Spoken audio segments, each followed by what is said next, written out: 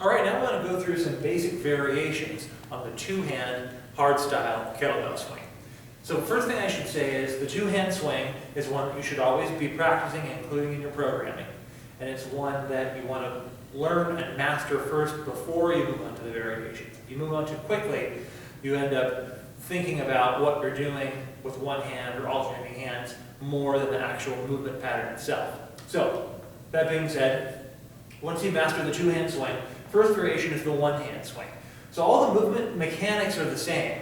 The two main things to keep in mind here is you want to have your shoulder sucked back into the socket. So suck down and back. You don't want to be loosey-goosey, letting the weight get away from you as you do your swing. The shoulder sucked back, and the hand's going to turn down.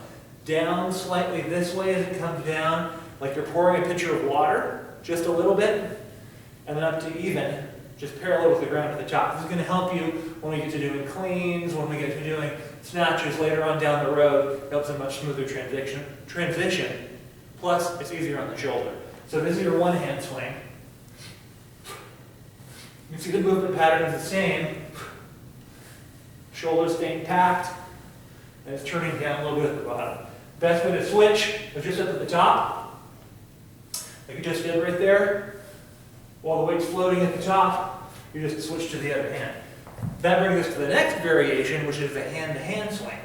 So instead of switching every 5 or 10 reps or whatever it is, obviously making sure you do an even amount of reps on both sides, the hand-to-hand, you would switch every rep. And then our final version that I'm going to show is the two kettlebell or double swing. Same idea, weights turn down, come up to even at the top. Here we just want to have a little bit wider stance, just slightly wider.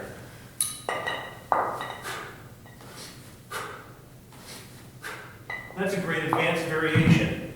You want to add a load and really jack up that heart rate and challenge yourself. So there you have some variations of the HardStyle Kettlebell Swing.